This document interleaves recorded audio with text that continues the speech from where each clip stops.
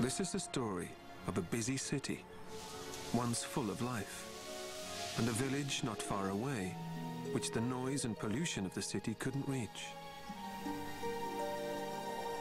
Each day the village cats came home and waited for their owners to come back. But one day, the cats returned to find that all the people had gone. They waited, but no one ever came back.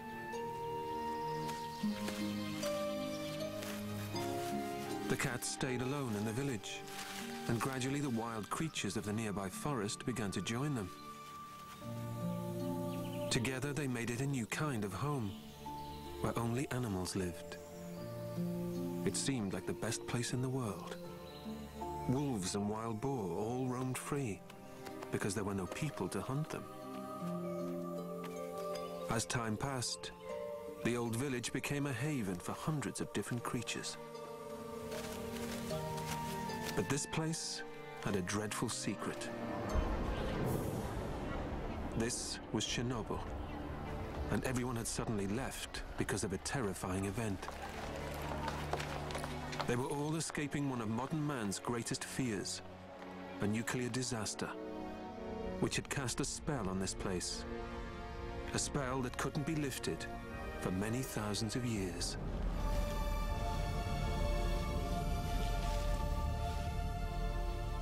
This is the exclusion zone of Chernobyl today. Like a fabled lost city, devoured by forests, it's fast becoming a green and peaceful place. But it will forever be remembered as the location of the worst nuclear accident in history. In 1986, this place was the site of a nuclear meltdown. No one's been allowed to live here for over 20 years, and today it stands as an abandoned testament to the terrible effects of nuclear disaster. The Ukrainian city of Pripyat, now a ghost town, lies close to the border with Belarus, and just to the north of the destroyed nuclear power plant. For the whole of mankind, this place is a forbidden zone. On the outskirts of the city are empty rural villages, surrounded by woodland. Many of these villages have become refuge for an unexpected mixture of forest wildlife and the descendants of Chernobyl's abandoned pets. Where families once lived and children played, there are now abandoned houses where time seems to have stood still. This is a story of some of the animals that have made this forsaken place their home. A place they don't appear to sense is contaminated.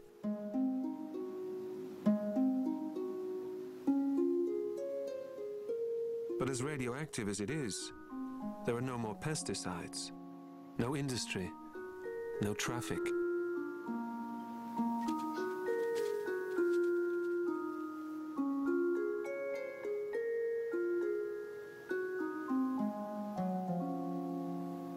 Among relics of a not too distant past, this female cat has made a home for herself and her new litter. 3 young kittens, still dependent on her for milk.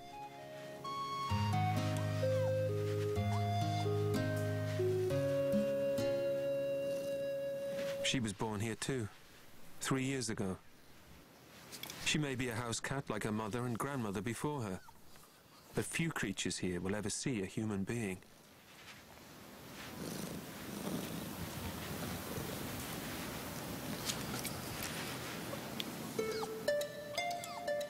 Inside the house, life goes on as normal.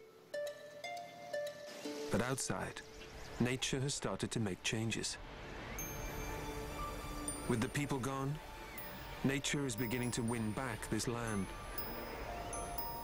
The relentless growth of the encroaching forest is gradually reclaiming the untended gardens.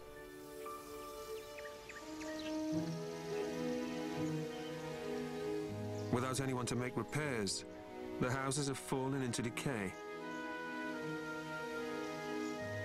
And as the forest slowly creeps in, so do the wild inhabitants, creatures that the people were so determined to keep out. Among them are brown bears, Absent here for over a century, and until recently confined to forests many miles away. Two young brothers who have left their mother not long ago and are trying to find their own way in the world.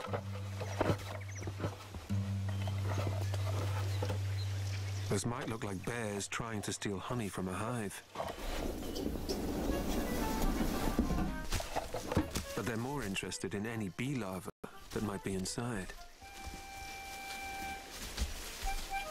When the young bears aren't playing, they're hungry.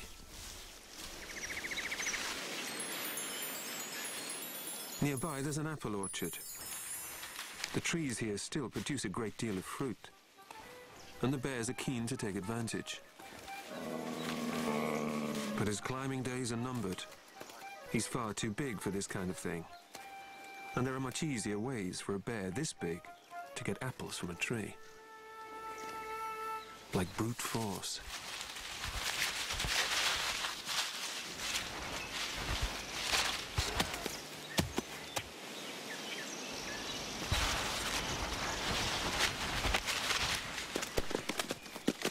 Back in the days when Pripyat was a busy industrial city, no one saw bears in the surrounding forests. But in the years since the people abandoned this place, they've started to reappear. For them, this place has become an unlikely sanctuary. They pass through the zone and its villages and into the forests beyond its borders.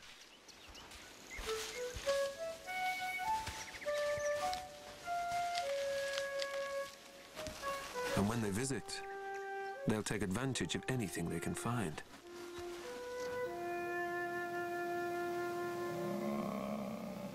The scent left by the cat lingers around the gap where she goes in and out.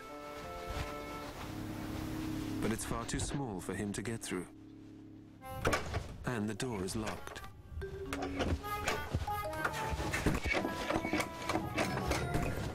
But not for long.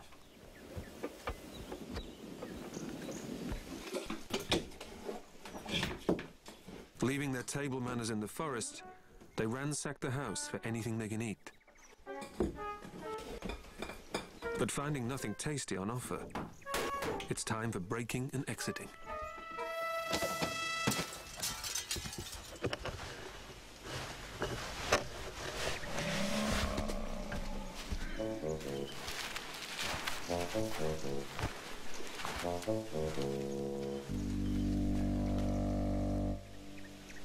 And it's not just bears that have discovered a ghost town can make the perfect sanctuary.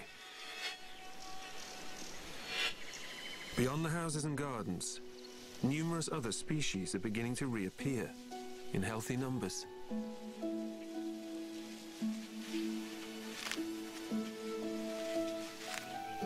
Among them are elk and deer.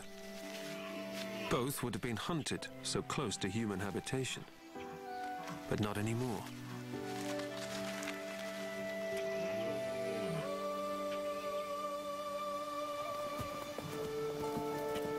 Przalski's horse can be found here too. Incredibly rare. They're the only true modern descendants of the original wild horse. They were introduced here in 1998 because the exclusion zone had started to show signs of becoming a natural sanctuary for other species. To everyone's surprise, as houses and roads disappeared beneath a miniature forest, Mother Nature began to reclaim this place from the ground up. Plants flourished and provided food for insects. The food chain was gradually re-established with such extraordinary diversity that it stunned the scientists. What they saw was nothing like the nuclear desert they expected. They even found endangered species, over 40 animals that were listed as protected.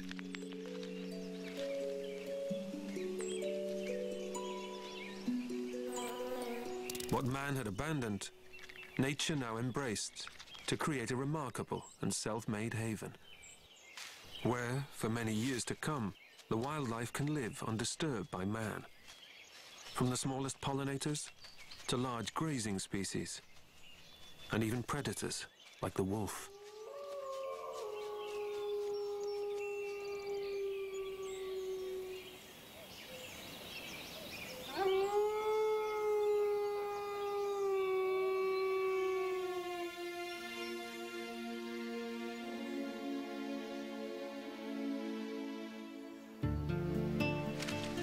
This lone wolf is a young male.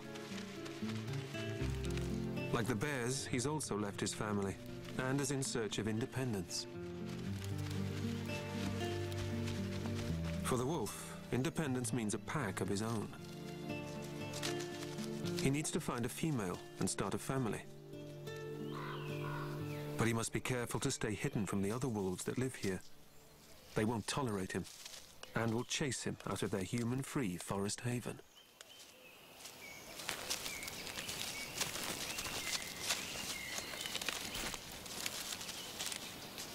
Every acute sense he has is now tuned into his environment, sensing any signs of danger.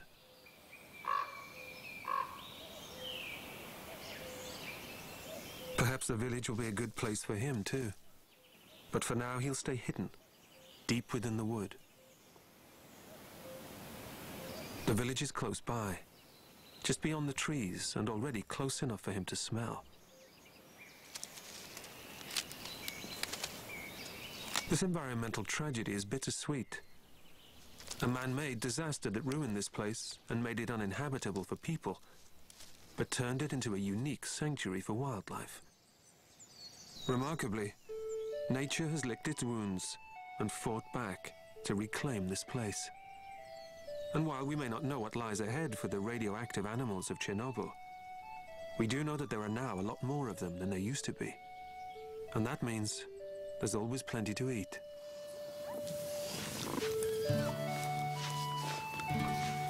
Back at the old house, the kittens are almost weaned. And that means she must leave them alone while she makes frequent hunting trips to bring back food.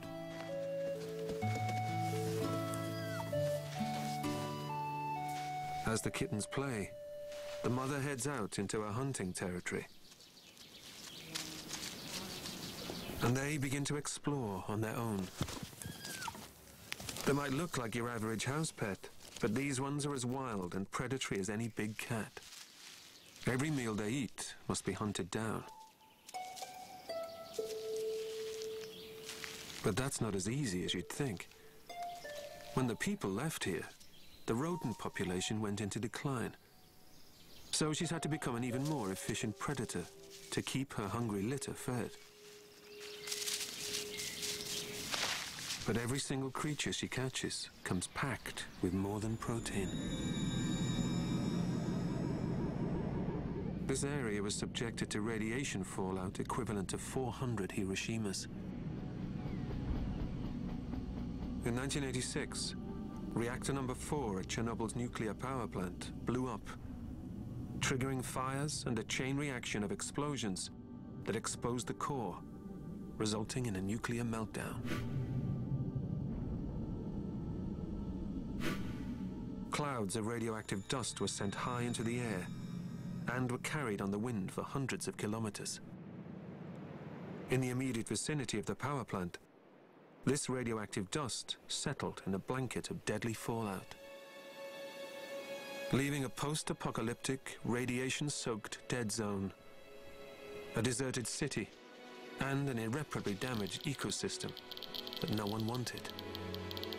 But if the scale of the disaster wasn't enough, there was something about the timing that made its impact even worse. It had happened in April, springtime, a time when flowers were coming into bloom, when insects were feeding and in turn becoming food for bigger creatures. Radioactivity is especially damaging to cells that are beginning to divide. In other words, growing organisms were especially vulnerable. The forest floor, with its fresh new growth, soon intensified the ground levels of radiation. The animals of the exclusion zone are all radioactive. But the predicted genetic mutations are extremely rare. One strange phenomenon is the change in sexual behavior of the river's aquatic worms. They used to reproduce asexually or alone, but they've started having sex with each other. Sexual reproduction may strengthen genes that could protect them from radiation damage. Chernobyl's wildlife may be more remarkable than we think. The cat is now making her way home with a fresh kill. It's another vital meal for her litter. But everything she eats, and everything she brings home for her kittens, is laced with radioactivity. For their size, rodents contain higher doses of radiation than larger mammals. This is because they spend a lot of their time close to the ground and in burrows where the concentrations of radioactivity are still high. Just like a big cat, she brings back live, plutonium-packed prey for her kittens to play with, teaching them how to hunt. Radioactive elements actually behave much like nutrients. They accumulate as they pass up the food chain. Everything from insects to plant eaters experiences a buildup of radioactivity, becoming concentrated in larger predators.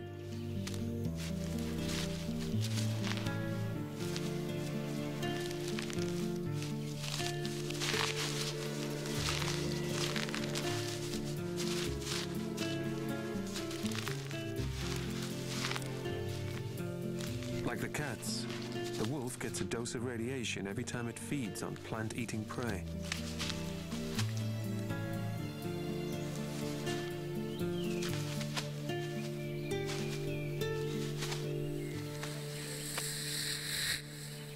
One fast track for radiation entering the food chain has been through fungi.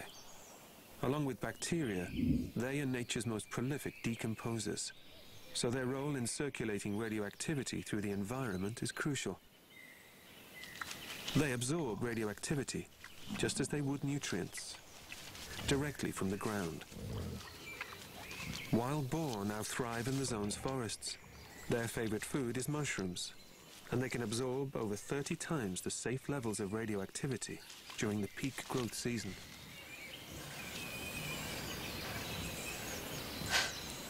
As he sleeps off his travels, the wolf is woken by the sound of mushroom-digging boar.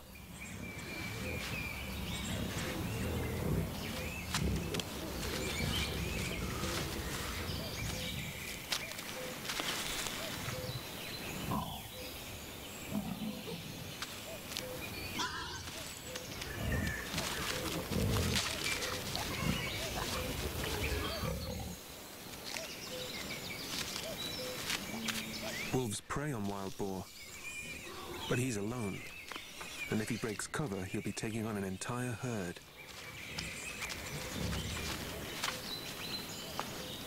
Despite the fact that wild boar feed on mushrooms, they have immense power and sharp tusks, making them extremely dangerous. They could easily fight off a lone wolf. He keeps quiet and stays hidden, waiting for an easier opportunity.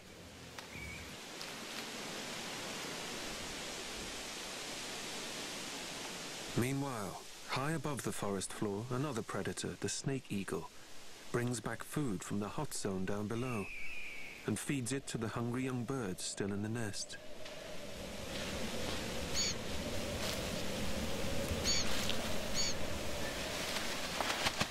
There are now 270 different bird species nesting in the exclusion zone, and 180 of them are now breeding intensively.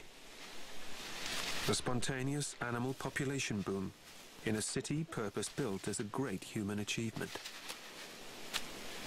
To really understand why this place has experienced such an extraordinary resurrection as a refuge, it's important to realize how significant its demise was.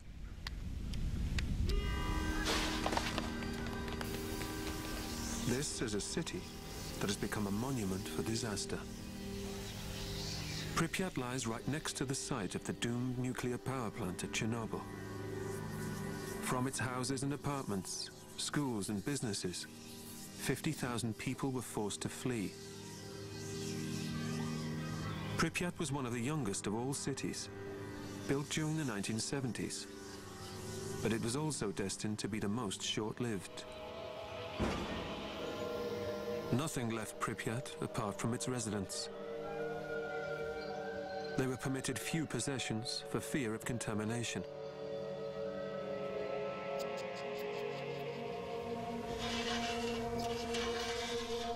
And as the rain poured down just days after the disaster, it brought even more radioactive dust back to the streets of the abandoned city.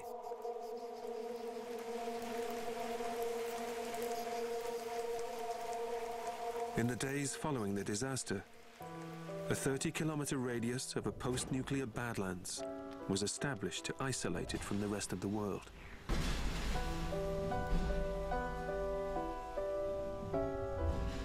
This is the most contaminated land on the planet, land that will take thousands of years to become healthy again.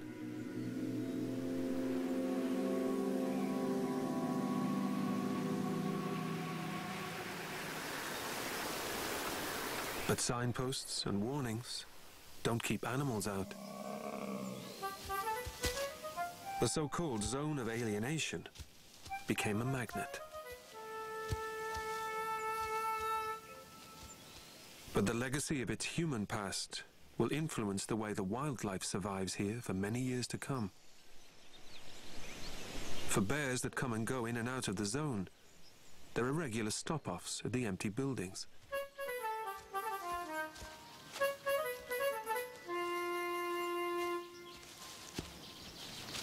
Bears are inquisitive animals, and these old houses often contain something worth eating. This one has the kittens inside.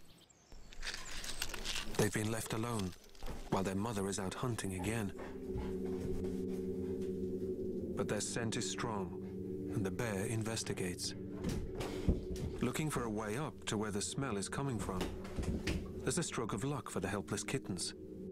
An old pot of jam.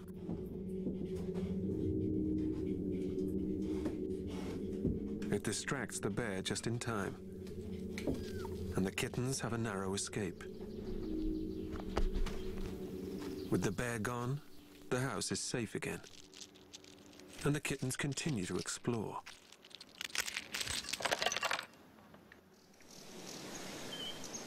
Meanwhile, their mother, oblivious to the dangers their kittens have been facing, is doing what she does best, searching for food, always on the lookout for an opportunity. Chernobyl's bird life is often less contaminated by radiation than creatures that live on the ground. But it was a species of bird that showed a genuine case of mutation after the disaster. Some barn swallows produced white rather than red feathers under their chins. But it appears to have been unattractive to other swallows, and the mutation died out. Other mutations have been brief too. Mutants are often weaker and make easier targets for predators. Life in Chernobyl really is about survival of the fittest. As the cat travels through a surprisingly green post-nuclear landscape, it's hard to imagine this forbidden zone with a silver lining. But the resurrection of Chernobyl's wildlife was so unexpected that it left environmentalists heartened by nature's triumph over man's most terrifying and self-destructive of deeds. While she's making her journey, it's also time for the kittens to start fending for themselves. They make their first unaccompanied steps from the safety of the old house. They combine the spirit of adventure with a serious lack of experience, and it's extremely unlikely that they will have much success in finding anything to eat on their own. At best, they must try and stay alive.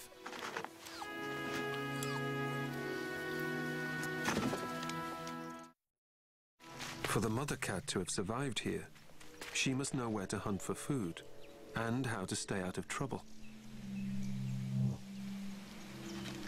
She'll often take advantage of hunting in a confined space. Such a strategy takes her into the derelict buildings that were once the schoolhouse. Among the debris scattered around are the children's gas masks.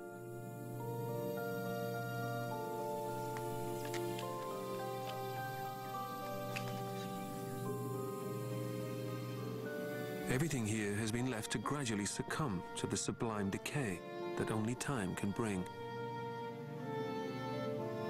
And it has plenty of that. Every object adds to the eerie memories of a place once so full of life.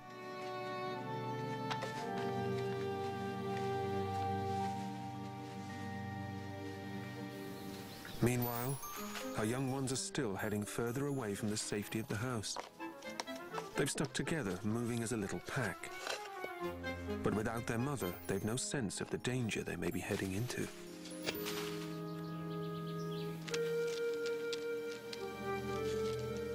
She's still unaware of what the adventurous kittens are up to as she continues to patrol the old schoolhouse.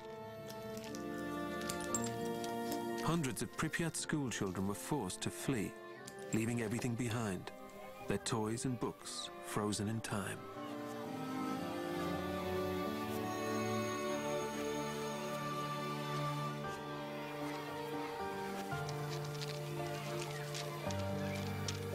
She scours the gymnasiums and kindergarten playrooms.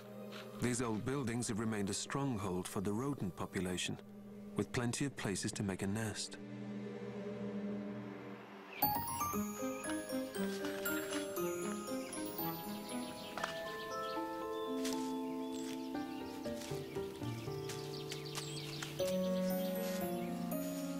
Back on their own journey, the kittens are heading into open country, making them even more vulnerable to attack. Not from predators lurking in the shadows of the old building, but anything that's watching from above.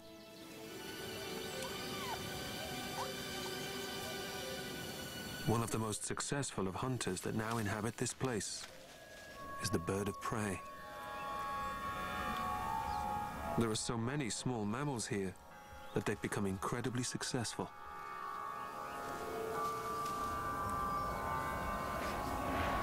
And the kitten makes an easy kill.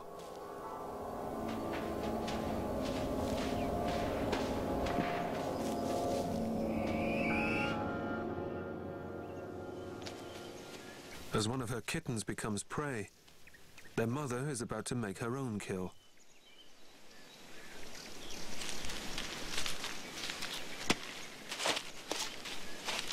A small snake, just enough to keep her going. But as always, it brings another dose of radiation.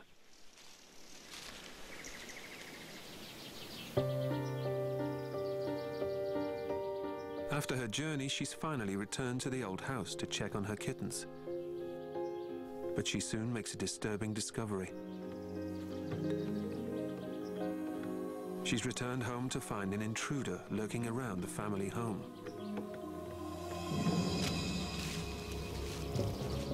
The lone wolf has finally reached the village and is starting to explore. The forest wolves seldom venture this far into what was once the human world. They're far too wary. But for our wolf, that could be an advantage. He must keep hidden from the other packs. And this might be just the place to do it. They play hide and seek through the fallen timbers of the old barn. This is her territory, and she knows every inch of it well. She manages to keep one step ahead of him.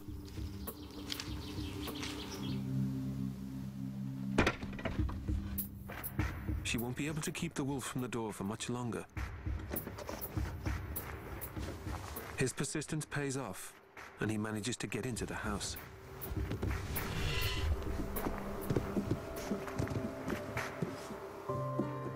If they stay high, he'll never be able to reach them. The mother cat leads by example and keeps her nerve. While she's here to watch out for them, they'll have the best chance of staying alive.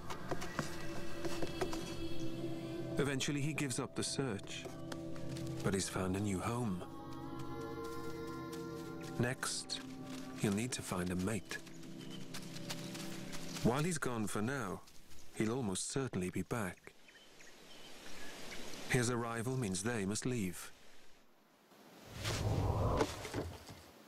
She's down to 2 kittens now, and she can't risk losing another one. She's about to embark on the first leg of a journey that will take the family away from the only home she's ever known. the house where she was born and where she grew up.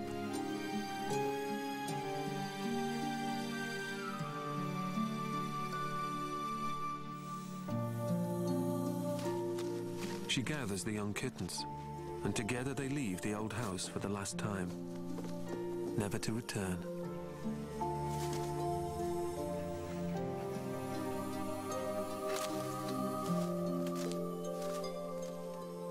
They make their way to the outskirts of the village. They're heading towards the forest, a place she's been many times before. But it's a strange and unfamiliar world for the kittens.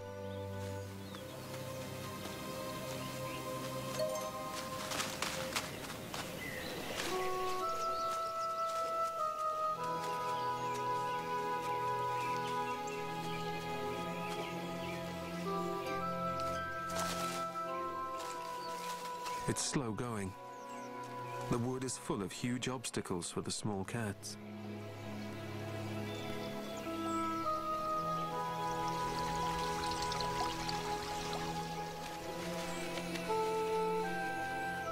Sticking close together, she makes sure they're never far behind. And gradually they start to find their feet as they cross the streams and rivers following her lead.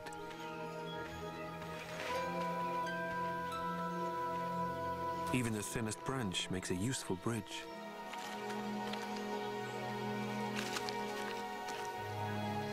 The forest is full of creatures they've never seen before. A pine marten, just emerging from its tree trunk nest.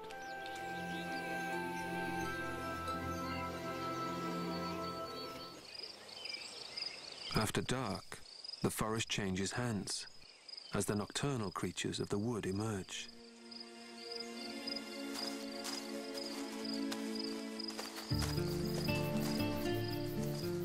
It's the domain of our lone wolf, a stealthy nocturnal hunter. His sight and sense of smell provide a crucial sensory picture of this cluttered world. He moves silently through the forest, listening for anything that might lead to a meal.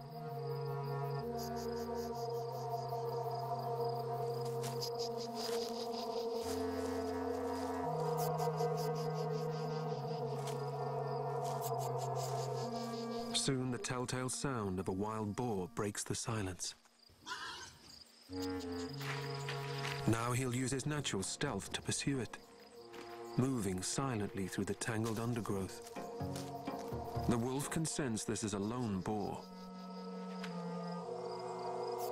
He won't have to miss out again. So he picks up the pace and begins his relentless pursuit.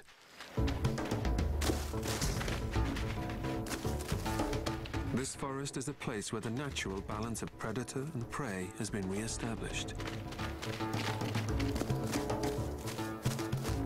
The natural predators are the only hunters left here now. It may be a radioactive food chain, but they are at the top of it. It's not just the human evacuation that keeps so many wild creatures here safe from the hunter's bullet, but the knowledge that the flesh of these creatures is contaminated by radioactivity. It's a bizarre but highly effective deterrent. As dawn begins to break through the trees and drives the shadows away, the wolf loses the advantage of darkness. He's lost his kill to his rivals, the bears.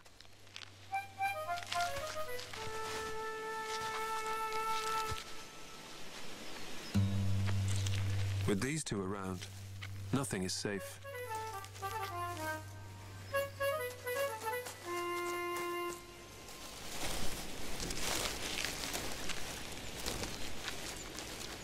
Daylight is also the best time for the cat to move with her family.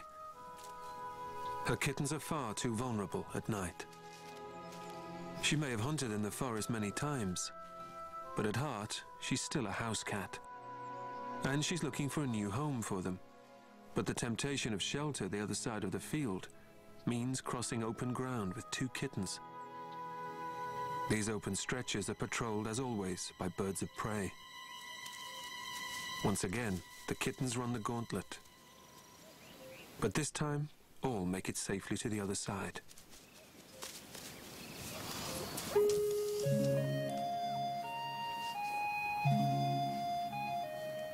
Once they're in, they realize this is something far bigger than they're used to. It's a cattle shed, part of an old collective farm.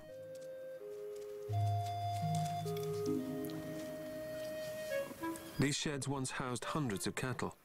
Now they're shelter for the growing rodent population. And an ideal place for her to keep up the training regime for her still inexperienced hunters.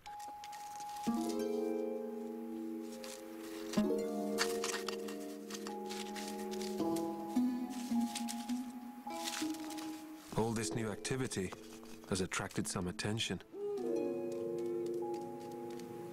They're trespassing in someone else's territory.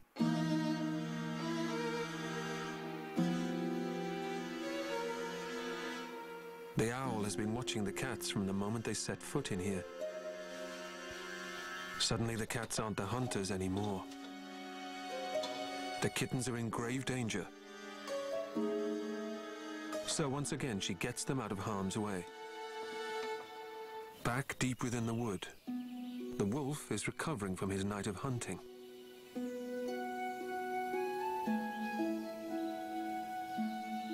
But he still needs a mate to start his own family with.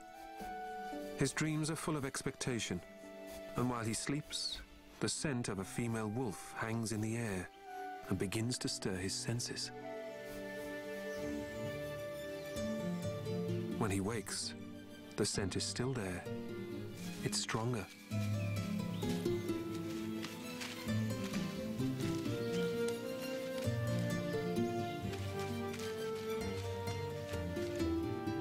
Now he's tracking again, not to hunt this time, but to find a female. Back by the edge of the lake, the cats have found somewhere else they might be able to make into a new home. The kittens are already exploring inside. It's a stimulating environment, a maze of rafters for playing and honing their skills in climbing and agility. And they seem to have reached here just in time. Outside, a storm is brewing. But like everything else here, this one brings more than rain. First, the wind picks up. These winds carry radioactive plutonium as they gather up dust from the contaminated ground. When the rain starts to fall, it brings this radioactivity back to Earth again. And it sticks to every surface it drenches. As the storm intensifies, thunder and lightning drown out the relentless beating rain.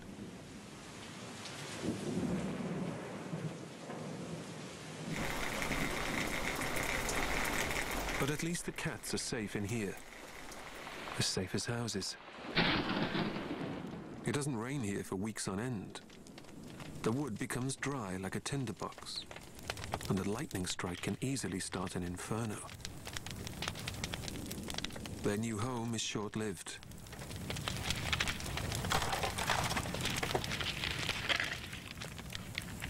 The cats have escaped with their lives, but they're still homeless. And winter will soon be on its way.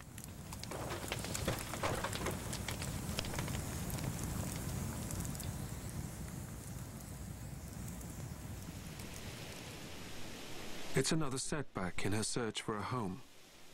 Somewhere she can settle her kittens before it's time for her to leave them on their own for good. For now, she'll have to keep the family on the move.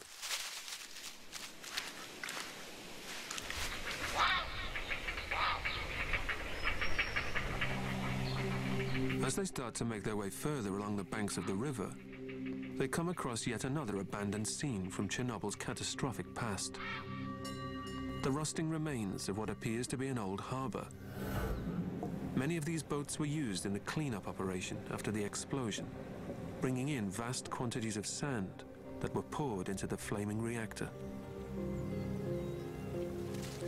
After the disaster, they were simply left here for fear of spreading contamination to the outside world.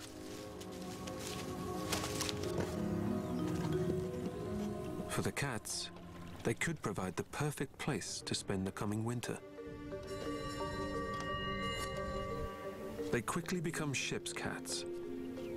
And if that means good luck, she may be able to leave her kittens here, warm and safe.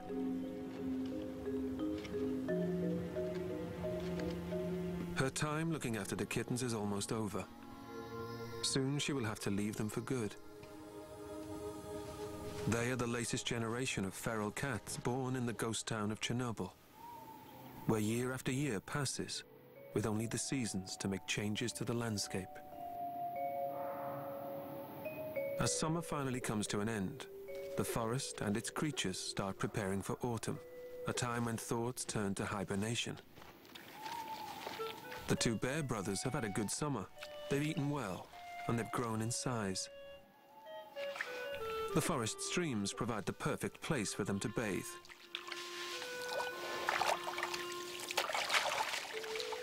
Bears will sit like this for hours, but here they stir up the radioactive sediment and it sticks to their fur. And during the winter hibernation, they're exposed to more radiation as they move underground. As they excavate the earth to build their dens, they uncover the shallower soils where most of the radioactivity is still stored.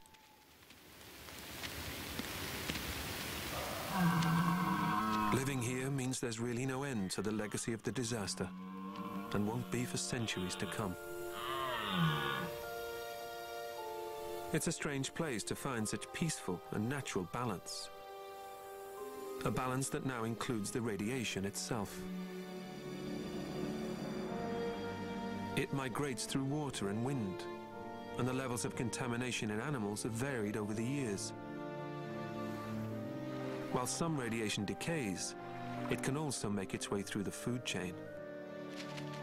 Down by the banks of the river, the old boat is still home to the growing kittens. They're exploring more than ever. But as they venture out alone, they still seem to be getting themselves into more trouble. After escaping the clutches of the bears back in the old house, they're giving the two brothers another chance to catch them. They've just strayed into bear country. And this time, there's nowhere to run and hide. The bears are still looking for anything they can eat to store up fuel for the winter. Even a small cat would provide a valuable bit of protein.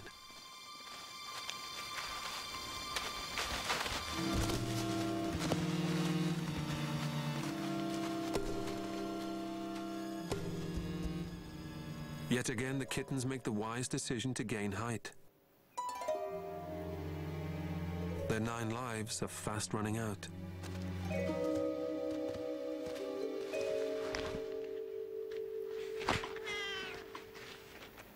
It's another valuable lesson learned.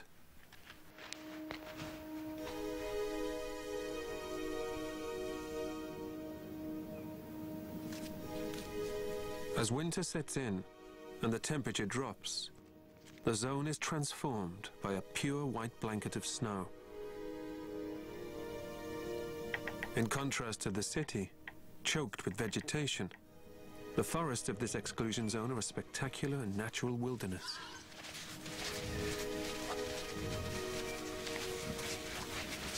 But it's hard to accept that this is still a post-nuclear landscape. With the spontaneous resurrection of animal and plant life here, environmentalists have remained astonished by nature's ability to create something positive out of such a terrible disaster.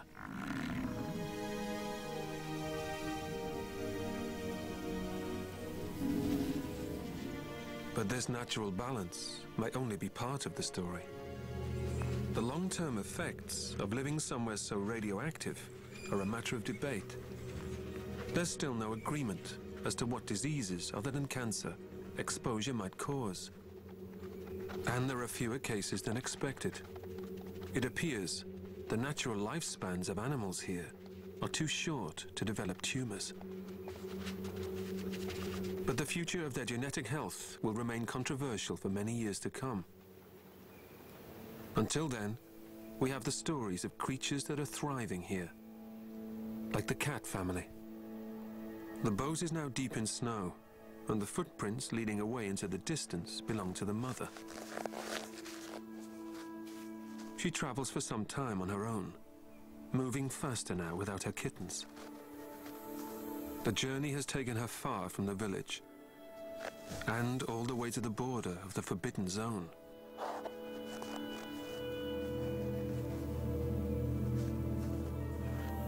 As she crosses from the radioactive world that has always been her home, she leaves Chernobyl to encounter a new and alien world. The world inhabited by people.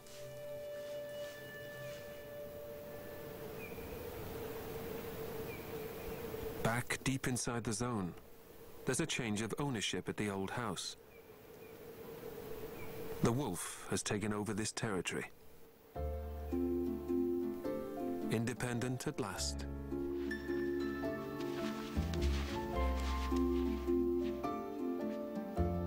He is now in control of the area the cats once held.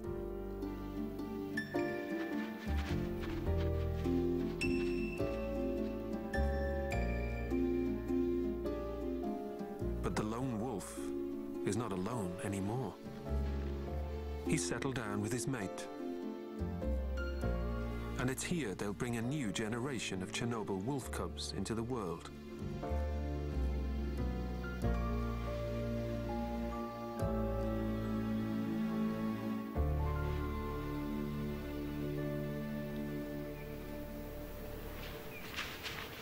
Meanwhile, the cat has trekked further from her safety zone.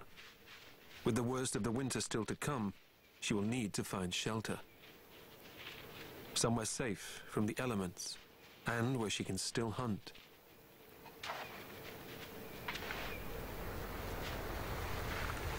Suddenly there's an unfamiliar noise, an unnerving and bewildering sight.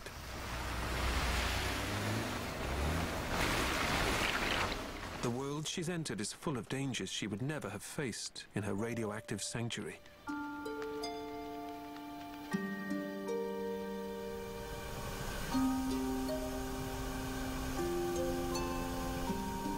After struggling through deep snow for mile after mile, she finally sees the shape of something familiar.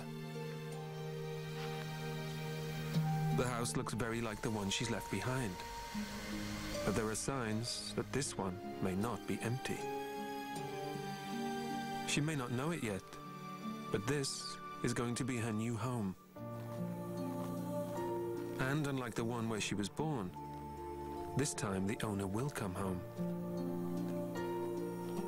She's about to become a regular house cat.